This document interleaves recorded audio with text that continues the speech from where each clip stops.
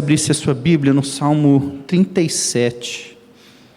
Na semana passada eu havia dito a vocês que nós pensaríamos algo a partir do Salmo 37.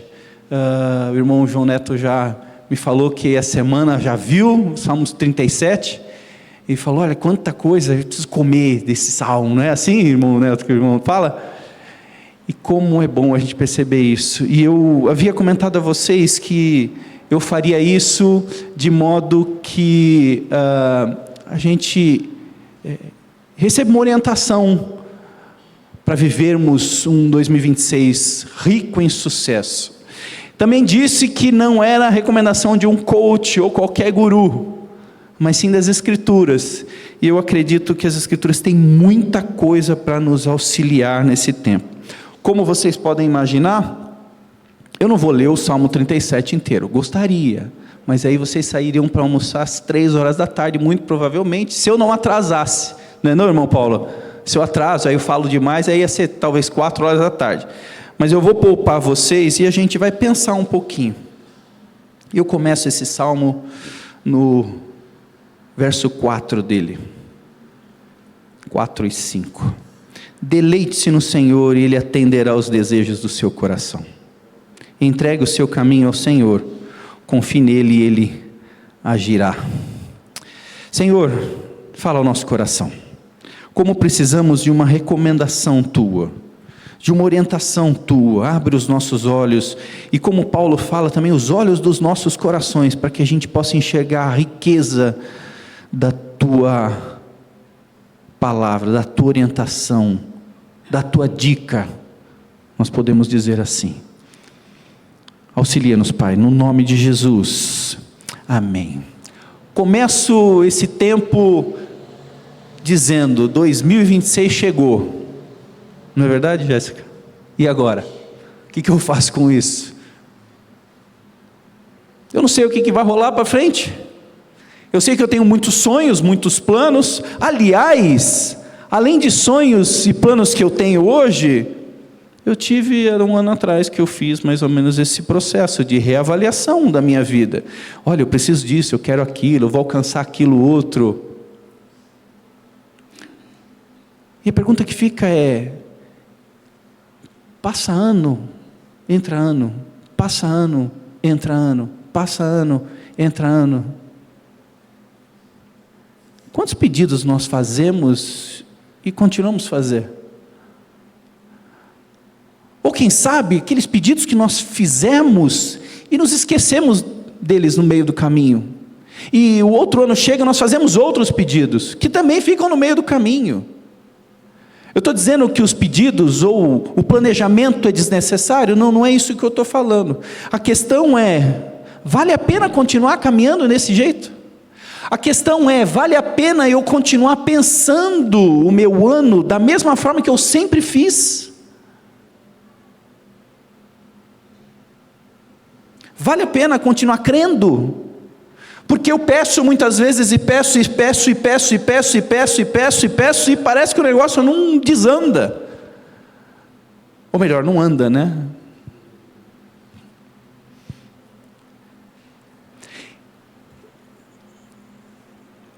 Essa reflexão, ela parte de uma angústia interna.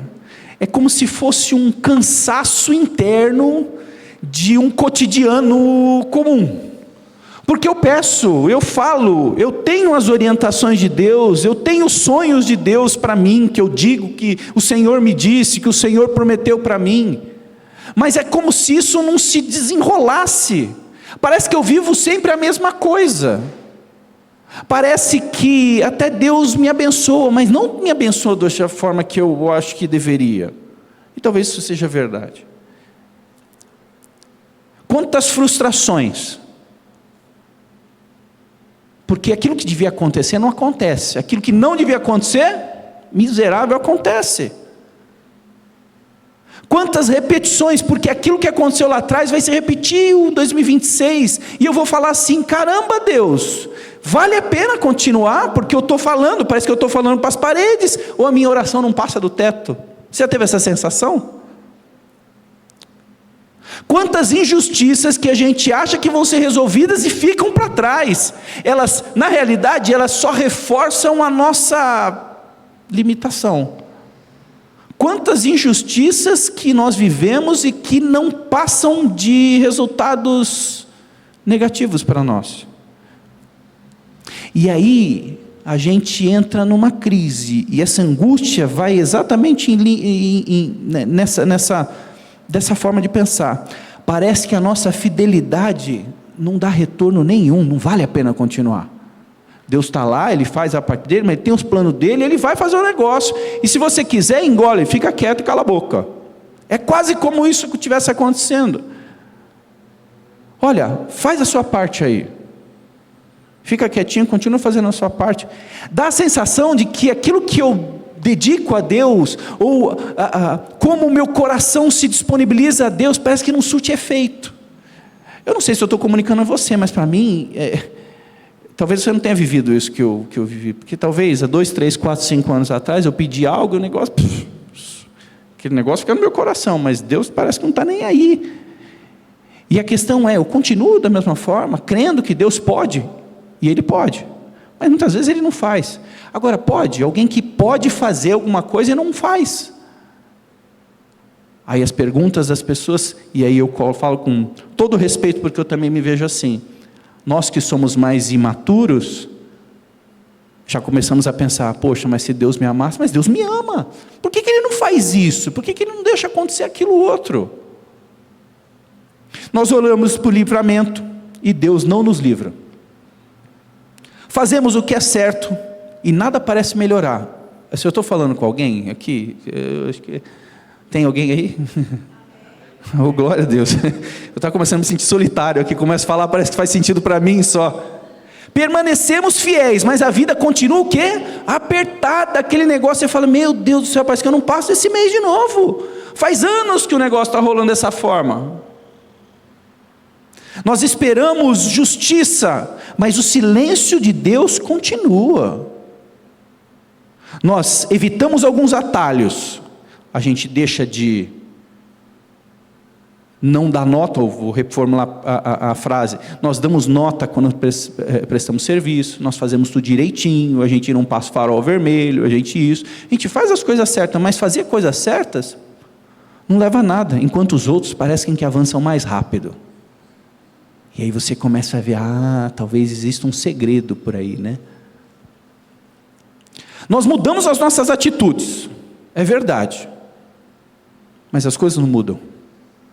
Confiamos no Senhor, mas o tempo passa sem respostas claras. Já teve essa impressão? Gente, nós estamos entrando num outro ano, e eu não quero reforçar qualquer tipo de ilusão, isso não vai mudar. Nós servimos a Deus com dedicação, mas parece que o reconhecimento não vem, ou o reconhecimento que a gente deseja não vem. Nós resistimos ressentir as perdas, ou as injustiças. Nós evitamos lembrar das ofensas.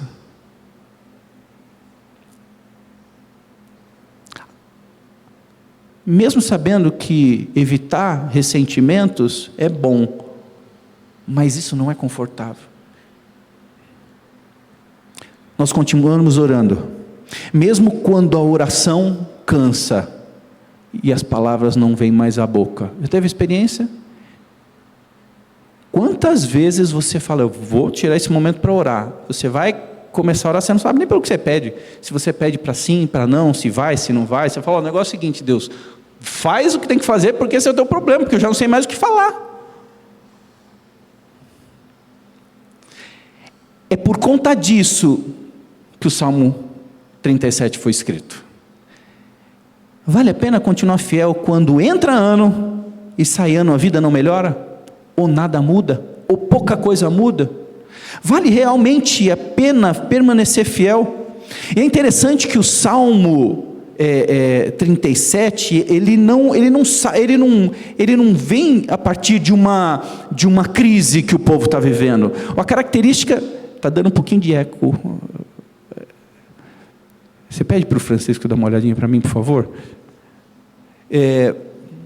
O salmo, esse salmo é mais parecido com Provérbios. Se você vai ler Provérbios e depois pega esse salmo, parece que você está na mesma linha. Ele não tenta resolver um problema, ele não tenta falar, olha, existe um cenário, esse cenário precisa ser vivido assim, assim, assim, assado. Olha, vamos fazer assim, assim que vai dar certo. Não, o que ele tenta é apresentar uma realidade cotidiana para todo mundo.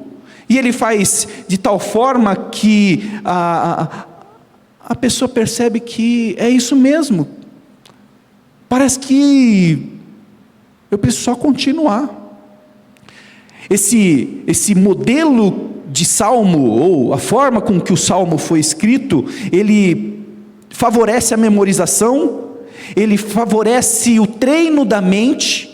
Ele é uma característica dos escritos daquela época, aliás, não só no povo de Deus, nos hebreus, mas também você vê essa característica nos egípcios. Alguma coisa naquela época dizia que essa forma de comunicação era legal, era interessante. Por isso que o salmista apresenta esse texto dessa forma.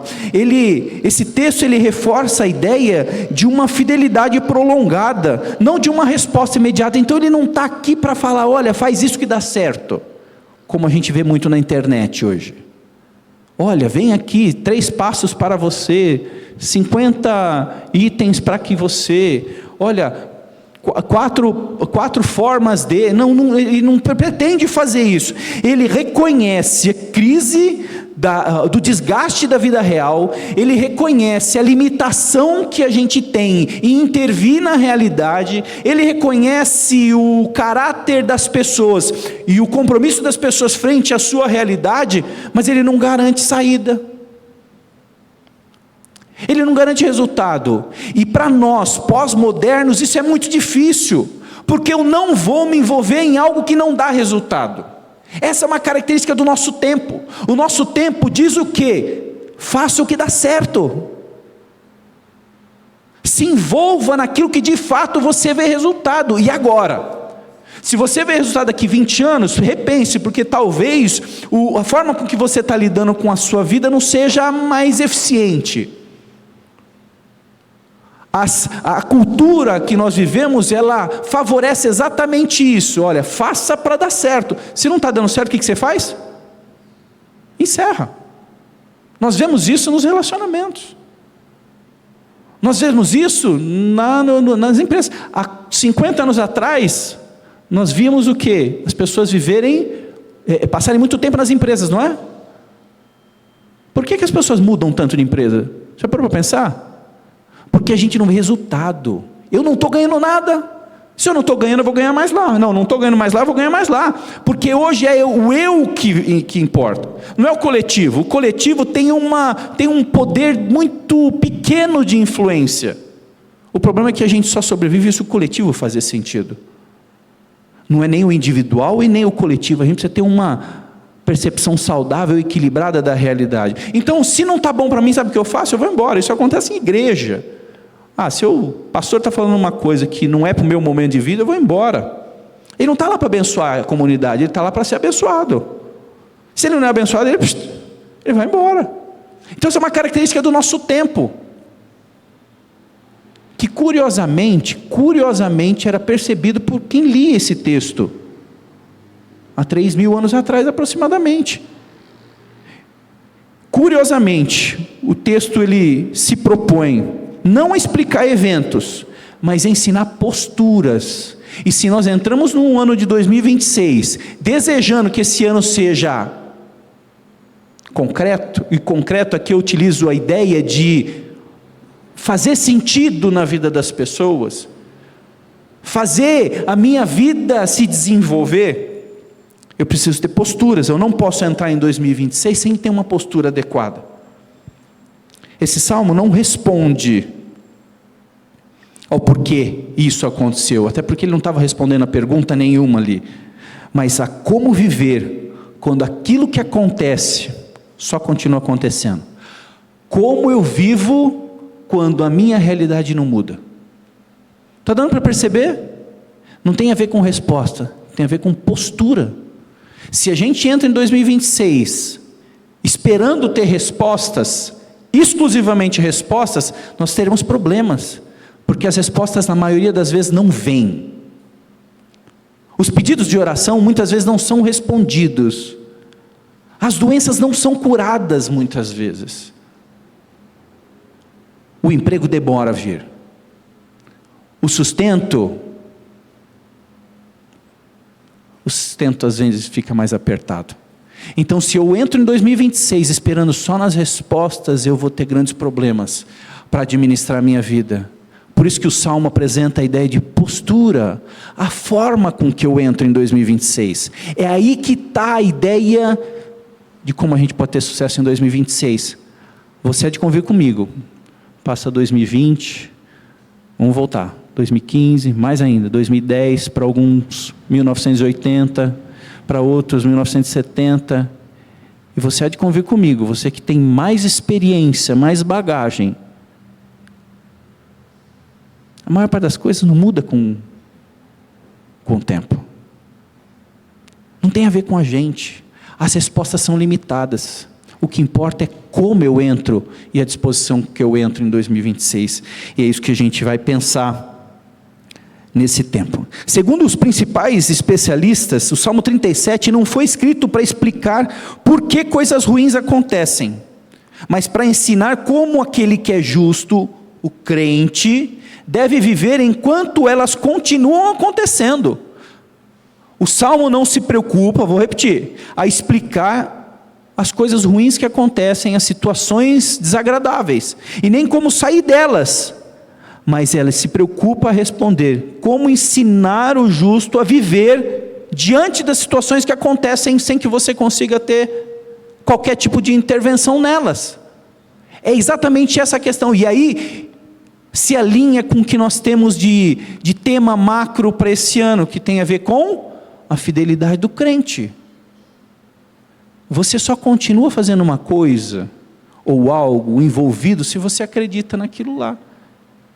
E é interessante que muitas vezes Deus não muda os nossos resultados para que a gente continue fazendo aquilo que a gente de fato acredita. Sabe por quê?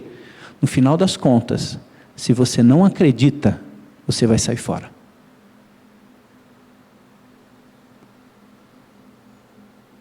Eu e você, nós vamos sair fora.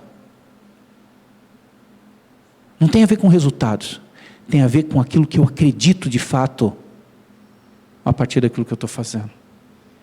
Trata-se de um salmo de conhecimento, de sabedoria, sapiencial. É um salmo formativo que combate o quê? Um cansaço ou fadiga moral, e chama o crente a uma fidelidade ativa, sustentada pela confiança no caráter de Deus. Cara, eu estou cansado de crer em Deus. Eu estou cansado de continuar essa vida de crente medíocre. Eu estou cansado de ir na igreja. Eu estou cansado de só ler, e parece que a minha vida não muda. Eu estou cansado de olhar para a realidade e falar para as pessoas, e as pessoas não mudam. Você já sentiu isso? É esse cansaço que ele está combatendo. O Salmo 37 tem o objetivo de falar: olha, você está cansado? Você está cansado? Eu ia dar a resposta para você, agora eu não vou dar. Aguenta um pouquinho mais. O Salmo, ele pretende ser pedagógico, ensinar o porquê a gente faz e como a gente faz. Não posso deixar de considerar, para ser honesto com o texto, quando esse texto foi escrito. Qual o objetivo desse texto? E aqui eu entro um pouco mais específico. O Salmo, ele não nasce de uma catástrofe específica. Ele não vem falar da invasão de um povo sobre o povo de Israel. Ele não vem falar de uma perseguição que eles estão tendo, de uma experiência ruim que está acontecendo, não. Ele vem falar de uma experiência repetida, de algo que parece que não muda, de uma experiência que você viveu em 2025 e provavelmente você vai continuar vivendo em 2026. É óbvio que todos nós queremos que isso mude, é ou não é? Nós queremos que as coisas melhorem, mas nós precisamos ser sinceros diante da realidade, olhando o que aconteceu no passado e falar: olha, muita coisa do que aconteceu em 2025 não vai mudar. Eu lamento, talvez, se você veio aqui esperando alguma coisa muito específica para a sua vida em 2026, eu não vou querer enganar você. Deus pode fazer? Pode, e eu peço que Deus faça na sua vida, mas eu preciso alertar você que a chance disso acontecer é muito pequena. Eu preciso alertar você que provavelmente eu e você, ou eu ou você, talvez não cheguemos em 2026, no final dele. Talvez as nossas famílias sejam desagregadas. Talvez a gente perca o emprego. Talvez a gente viva um tempo de doença. E o que eu vou fazer com tudo isso que eu vou receber de 2026? Está dando para perceber que não tem a ver com Gorá se eu vi 2026. Não é, a ideia não é essa. A ideia é jogar real e falar, olha, 2026 pode ser tão comum como foi 2025 para mim e para você.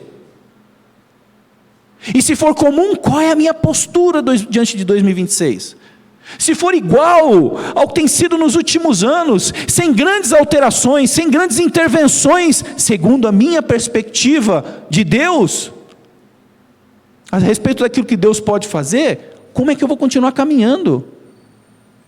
Eu desisto? Cansei? Jogo tudo para o alto? Vou procurar minha turma? Vou mudar de religião? Como é que eu ajo? Como que o crente age? Esse salmo, ele tem uma relevância histórica e existencial. Vamos pensar no público, provavelmente pessoas crentes como eu e você, que luta no dia a dia para ser crente, porque vamos ser sinceros, fazendo um parênteses, dá vontade de não ser crente às vezes, fala sério, dá vontade de pegar e chutar o pau da barraca mesmo, dá vontade de pegar e ser uma pessoa que não é crente, porque aí eu teria liberdade para fazer aquilo que o meu coração mais deseja. Pessoas que são comprometidas com as Escrituras, pessoas que desejam seguir as Escrituras, e muitas vezes não conseguem. Por quê? Porque nós somos falhos. Pessoas que fazem e desejam fazer o bem. Esse salmo foi escrito para mim e para você, só que com antecipado 3.000 anos. Pessoas como eu e você ouviram esse salmo, mas pessoas também que estão eticamente cansadas, moralmente cansadas. E quando eu falo moralmente cansadas de ficar fazendo certo. Já teve aquela sensação, poxa, eu faço tudo certo, caramba, minha vida parece que não vai para frente. Estou falando com alguém aqui? Tem alguém? Alguém foi abençoado? Pessoas que são cansadas de fazer o certo só. E aí? Esse salmo também foi escrito diante de um cenário, um ambiente, que novamente não tem a ver com uma catástrofe, uma desgraça que eles estavam vivendo, não, mas eram crentes permanecendo fiéis, ano após ano, vindo à igreja, indo na casa, indo trabalhar, e vai e compra as coisas, vai no supermercado, né? Na época não tinha supermercado, mas você vai no supermercado, você vai enterrar um querido, assim, vida normal, crentes que estavam vivendo vida normal, como eu e você. E aí, esses crentes que vivem vida normal, olham para o lado e vê as pessoas que não estão nem aí com Deus, fazendo o quê? Prosperando. E aí uma das coisas que deixa o crente bravo, é o quê?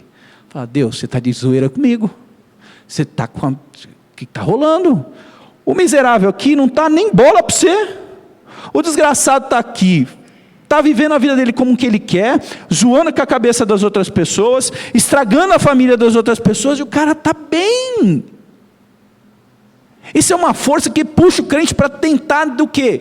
Eu não vou fazer mais nada que é certo. O cara já está cansado de fazer as coisas certas, ainda vê que gente que faz coisa errada se dando bem, o que vai acontecer? Ele começa a afrouxar, começa a baixar, fala, vamos viver a vida uma boa, a vida é isso aí mesmo. É assim que eu quero entrar em 2026? É assim que eu quero viver em 2026? Ou seja, tempo passa e nada parece acontecer de novo. Aí aparece uma tentação de abandonar essa coerência que a gente tem. Olha, Deus é bom, Deus é justo, e eu preciso fazer o certo, porque isso agrada a Deus. Eu tenho que me parecer mais com Jesus. Não é essa história que a gente ouve em igreja séria, não é isso? Pô, mas cansa esse negócio, porque eu não levo melhor em nada. Eu só tomo paulada na cabeça. Aí ele começa a falar, olha, desanimei. Eticamente ele começa a relativizar, fala, olha, talvez aquilo não precisa ser tão justo. Eu não preciso ser tão sério nesse negócio aqui. Não, ali, olha, Senhor, fecha os olhos que eu vou fazer aqui. E aí começa a falar o seguinte, olha, eu faço e Deus não me Reconhece. Novamente, estou falando com algum de vocês? Glória a Deus. Eu ouvi aqui, quem falou amém? Eu vou precisar dar um abraço em você depois. O salmista, ele escreve para conter o que ele chama de uma erosão lenta da fidelidade. A fidelidade do crente, ela vai ficando frouxa. A gente vai afrouxando os braços. Enquanto a gente está lutando, você está aqui. O que acontece com um lutador que está cansado? Ele baixa a guarda. Ele começa a fazer o quê? Ele começa a lutar com guarda baixa. Ele fala, não precisa tanto rigor. Não precisa de ser santificação. É coisa de gente boba. Para com isso. Essa erosão, aquilo que a gente começa a acreditar, que a gente acredita, começa a falar, olha, não é bem isso. Talvez eu não precise acreditar em tudo isso, ou fazer tanto esforço para glorificar a Deus. Não, eu não preciso ir todo domingo na igreja. Aqui esse negócio de igreja é coisa de gente tonta.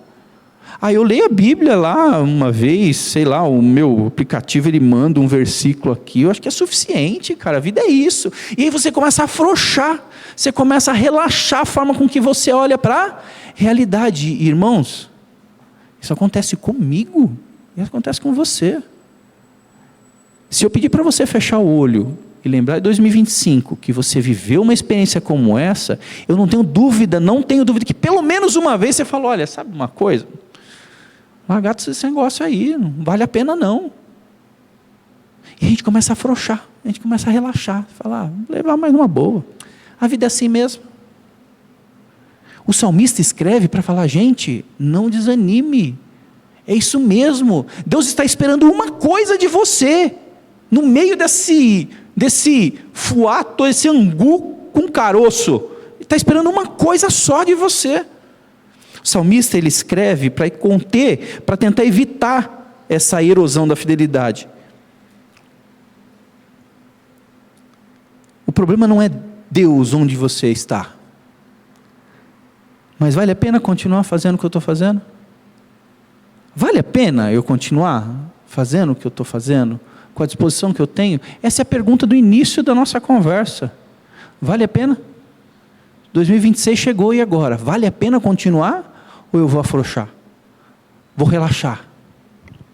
O Salmo 37, ele foi escrito para pessoas comuns, como eu e você, que já estavam fazendo o que era certo, mas estavam cansadas de não ver resultados. Esse salmo não responde a uma dor de um dia difícil, mas ao desgaste de muitos anos iguais. O objetivo do salmo não é mudar o cenário, mas é impedir que o justo se perca dentro do cenário. Não vamos ter um cenário muito diferente em 2026. A questão é, eu e você, a gente não se perder em 2026. O salmo, ele começa e termina com seus 40 versos, exatamente trazendo essa ideia. Olha, pode ser que nada mude. Como é que vai ser o seu comportamento, a sua postura em 2026? Vai afrouxar? Deleite-se no Senhor e Ele atenderá aos desejos do seu coração. Entregue o seu caminho ao Senhor, confie nele e Ele agirá. Eu quero caminhar para o fim, e eu vou pensar com você algumas questões da vida diária. O que o autor promete ou propõe é a fidelidade como postura de prática da vida diária. A gente não continua porque a gente vê resultado, a gente continua porque a gente é fiel a Deus. É fidelidade, é disposição do coração, não é mediante resultado. Isso para a gente, novamente eu falo, para a nossa cultura é muito difícil. Para nós essa é uma das maiores dores que nós vivemos, porque se nós não vemos resultado, o que nós fazemos? A gente sai fora. A gente sai fora. Seja do que for, do emprego, de uma igreja, de um relacionamento, de uma amizade, a gente sai fora. Não estou ganhando nada com isso. O que eu faço? Afrouxo e saio fora. Afrouxo e saio fora. É fácil. A nossa cultura, ela vive dessa forma. A gente não encara o problema com fidelidade. A gente tem a tendência de encarar o problema olhando, está dando certo? está dando certo aos meus olhos, eu vou caminhar. Se não está dando certo, eu saio fora. Dessa forma, o Salmo ele apresenta dois caminhos. Um caminho do ímpio, que ele chama o que está distante, está fora da realidade, da influência de Deus, e do justo, do crente. O ímpio, ele reage, ele tem pressa, ele age com violência, ele deseja autonomia, ele quer o que? O curto prazo, é para ontem. Novamente, eu vou repetir. E talvez, é duro, porque quando eu falo que é do ímpio, aí a gente começa a enxergar, você fala, tá ruim. Olha, não sei se, assim como eu, você se identifica. Ou, como o pessoal fala, se cola assim, e você veste a carapuça, como eu visto também. O ímpio, ele reage com pressa, com violência, deseja autonomia, ele quer o curto prazo, ele quer o para ontem. Eu acho que você e eu, talvez só eu queira isso. Mas vamos lá, o justo, o crente, ele quer? Ele permanece confiante, ele é manso, ele aguarda, ele entrega, ele segue a sua coerência. Está dando para perceber? O ímpio, a referência é ele. O justo, a referência é Deus. Por isso que ele entrega. Olha que curioso, vou ler um texto aqui. Não é para menos que muitas das nossas igrejas sofrem com dízimo. Dá uma olhada. Os ímpios tomam emprestado e não devolvem. Por que eles não devolvem? Porque eles querem para si. O foco é eles. O vetor, a seta, né? O vetor ele está neles. O centro é eles. Olha o que fala o verso seguinte. Aqui, ó. Mas os justos, no verso 21, dão com generosidade. Sabe por quê? Porque o que ele tem não é dele. Olha que interessante ali. O Senhor firma, aqui, cadê aqui? 25. Já fui jovem, agora sou velho, mas nunca vi o justo desamparado, nem seus filhos mendigando pão. Esse justo é o que no verso 26? É sempre generoso. Ele empresta com boa vontade, porque ele não está vivendo para ele. As Escrituras nos ensinam que aquilo que a gente ganha é para abençoar as pessoas. É uma contracultura, não é amar o dinheiro, é abençoar as pessoas, é amar as pessoas. Com isso vai aqui um voto de pobreza? O texto não está ensinando isso, mas é o quanto a gente valoriza. Por que o ímpio pega emprestado e não devolve? Porque ele quer para ele, porque o que é do outro é meu, não é do outro. O generoso faz o quê? Ele dá, porque o que é meu é do outro. É o inverso, é postura. Olha que interessante. O Salmo ele mostra, não uma passividade, ele não chama a gente a passividade, olha só, entrega a Deus, senta lá na cadeira de balanço e aguarda Deus fazer, não, dá uma olhada. Ele chama fidelidade prolongada, ele diz assim até uma fidelidade prolongada ativa, não é você continuar fiel de forma indefinida, não, mas é continuar fiel ativamente, é continuar fazendo bem. Olha como que nós lemos, deleite no Senhor e atenderá, entregue o seu caminho, ele deixará como, e o sol do meio-dia, descanse, aguarde por ele com paciência, não se aborreça. Ou seja, é uma atitude, você vê verbos, não se aborreça, não se irrite, não perca a fé, não deixe de entregar, não deixe de agir. É uma fé que se apoia o quê? Na atitude. Vou continuar aqui. O Salmo afirma, confia no Senhor e faz o bem. Confia e faz, não é confia e depois faz. Confia e faz, é uma coisa só. Olha que interessante. Habita na terra e cultiva. Você está vivendo onde você está vivendo? E cultive, faça também. Desvia do mal. Essa é uma atitude. Mas faz o bem também. Ele continua vivendo corretamente, apesar do cenário. Continue fazendo o bem. Apesar do mal, se afaste do mal. Mantém hábitos justos no cotidiano. Isso significa o quê? Ajustar o comportamento às circunstâncias, que é o risco que ele evita. Se você fala assim, olha, se afasta do mal, isso é bom. O ótimo é, se afasta do mal e faça o bem. Se afastar do mal, todo mundo faz. Qualquer um faz. Que aliás, vem aqui a memória, a palavra de Jesus, né? falando para os judeus, estou tentando lembrar o verso aqui, que ele fala, olha, não só não deseje a mulher do próximo, mas só o fato de você pensar, tem a ver com atitude. A fé, ela é representada na atitude. Não adianta você falar que você tem fé, mas você não tem obras. Veja, está tudo integrado. O eixo da aplicação do texto também tem a ver com confiança sem imitação do ímpio. Olha, não te irrites por causa daqueles que prosperam. Pô, você está vendo alguém prosperar, você deseja o que o cara quer? O que o cara tem, é isso? Você quer prosperar como ele por quê? Qual a postura que você assume? Não te irrites por causa dos que prosperam.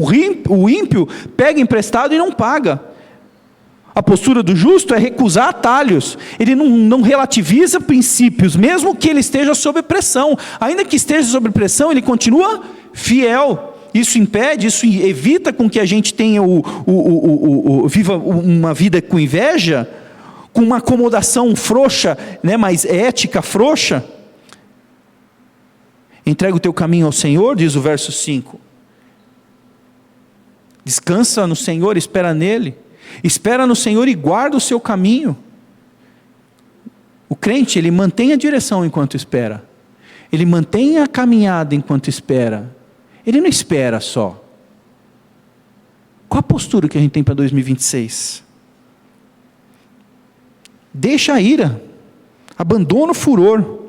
Não te irrites, isso só leva ao mal. E é verdade, quanto mais a gente fica irritado, pior é para a pressão, você sabia?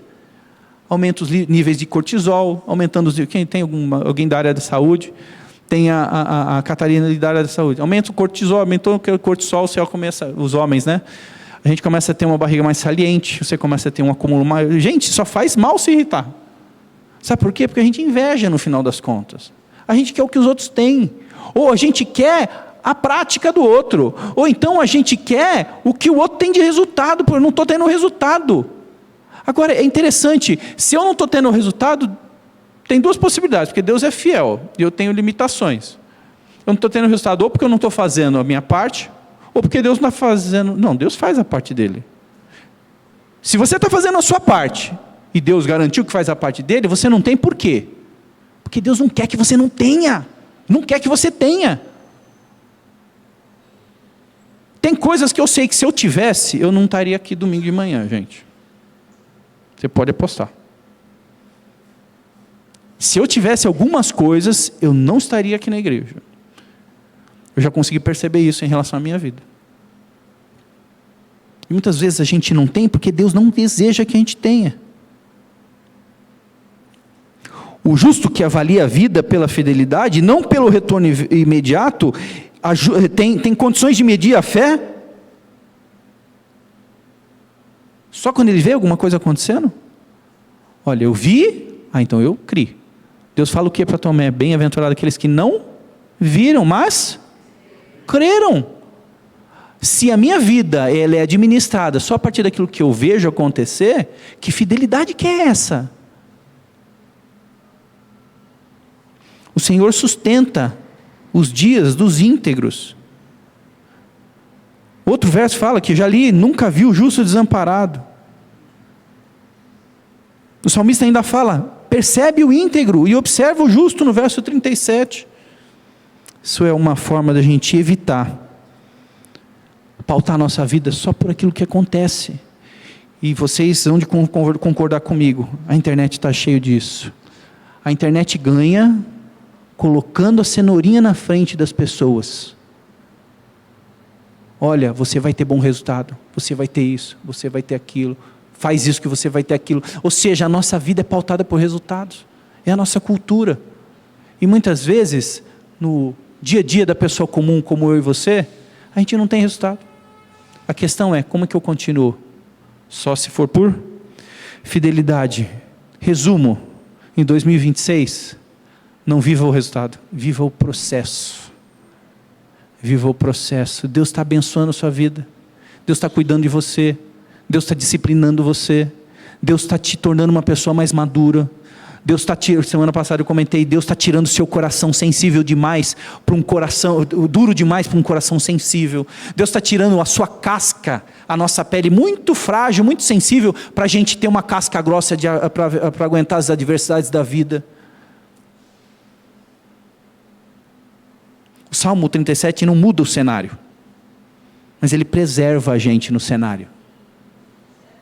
Ele preserva a gente no cenário. E uma vez que a fidelidade bíblica não depende do cenário,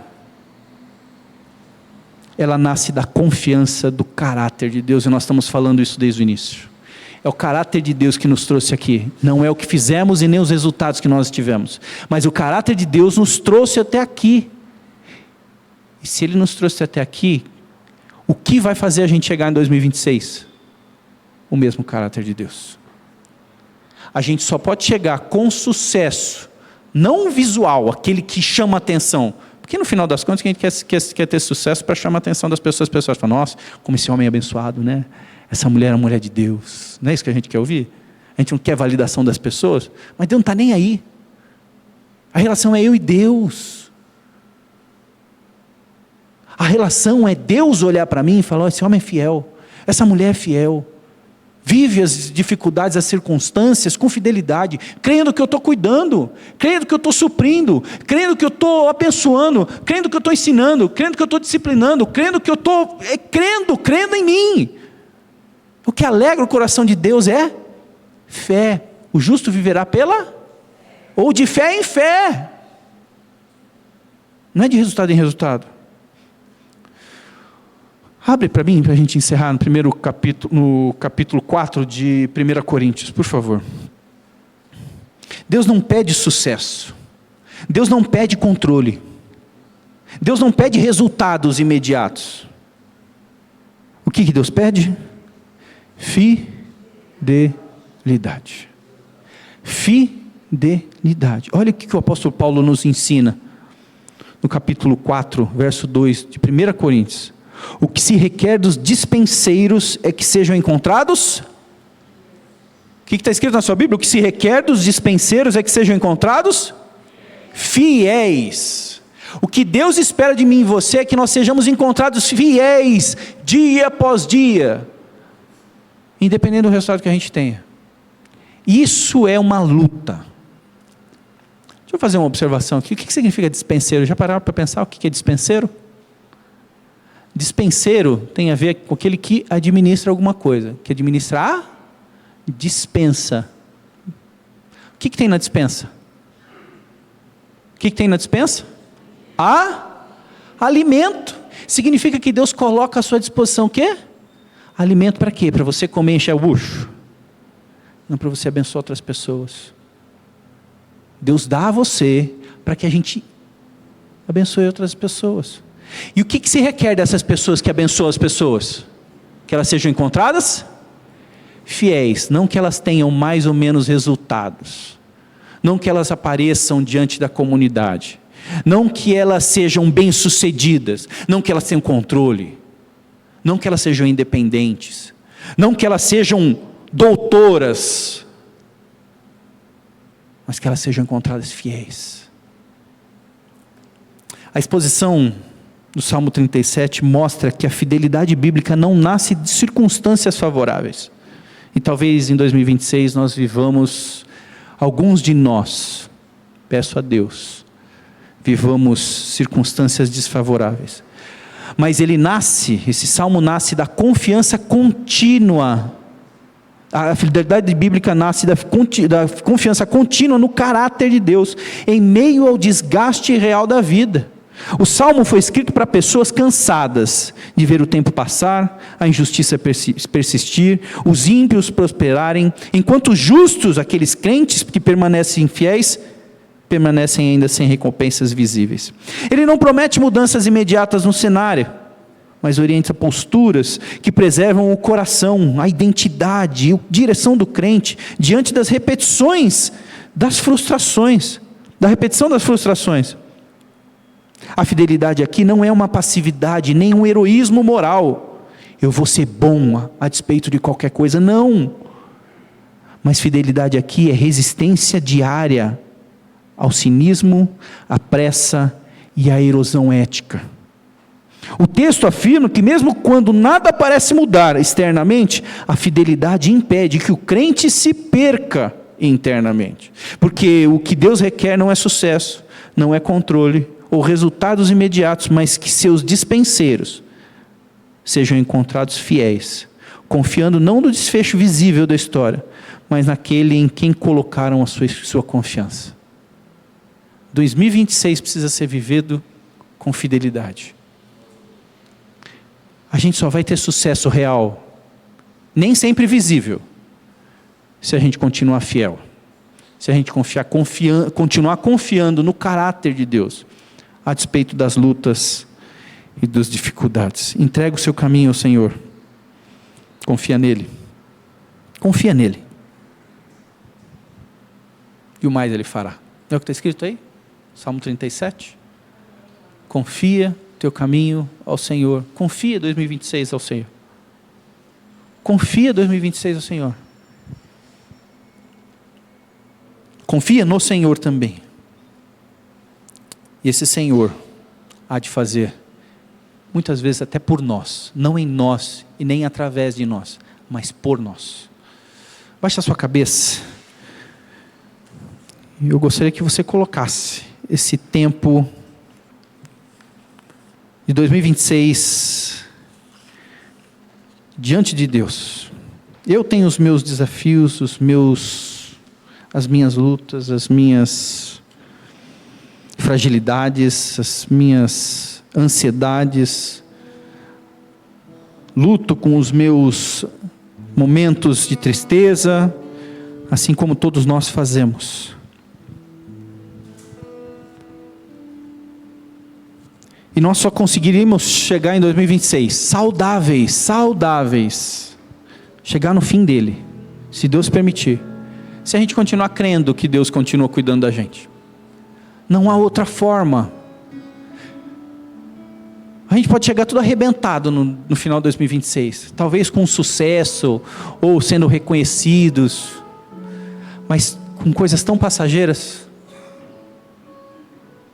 Os planos são necessários, mas nenhum plano é útil se não estiver debaixo da mão poderosa, da condução do Deus que tudo fez e ainda há de fazer em nós e através de nós.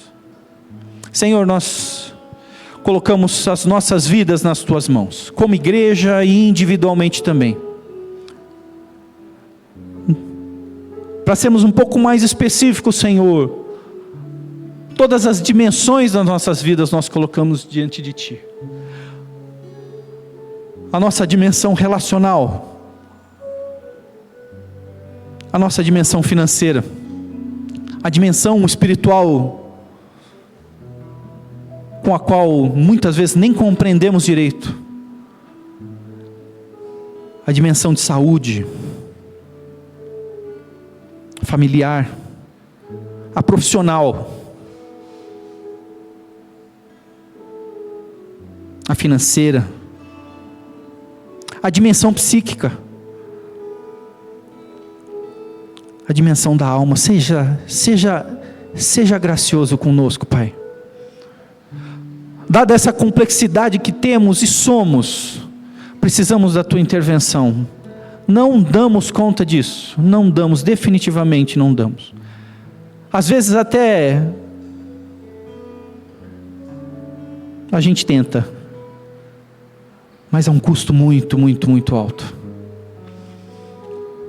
E o Senhor requer de nós só que a gente confie em Ti. Que a gente confie em Ti. Queremos confiar em Ti.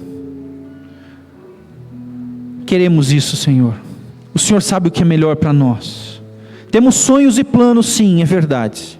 É verdade. Mas talvez em muitos desses sonhos e planos nós não saibamos nem muito bem como manusear isso. O nosso olhar é limitado. Quando muito a gente consegue perceber algumas horas à nossa frente. Age em nós e na tua igreja, por favor. Que 2026 seja um ano precioso, onde a fidelidade do teu povo exalte o teu nome, engrandeça o teu caráter, que é bom, que é justo, que é honesto, que é verdadeiro. Por favor, age em nós, Pai. Permita com que a gente se perceba e assim sejamos fiéis a Ti. Permita também com que aquilo que o Senhor coloca nas nossas dispensas, os recursos que o Senhor coloca à nossa disposição, sejam os financeiros, os talentos, as habilidades, os contatos, seja a sabedoria, tudo isso seja colocado à disposição do teu povo, seja colocado à disposição das pessoas, para que o teu nome seja engrandecido, o teu reino, Jesus, seja implantado aqui de forma plena, assim como o Senhor já iniciou e colocou nas nossas mãos para que a gente dê sequência. Por favor, conscientiza-nos, abre os nossos olhos mais uma vez e dá que sejamos de fato fiéis. Por isso, Senhor, atua em nós com teu Espírito bondoso. É a nossa oração. Fazemos isso crendo que o Senhor ouve, crendo que o Senhor recebe essas orações, crendo muitas vezes que o Senhor recebe até essas lágrimas que saem dos nossos olhos. Fazemos isso crendo que o Senhor responde. No nome desse Cristo que fazemos essa oração. Amém e amém.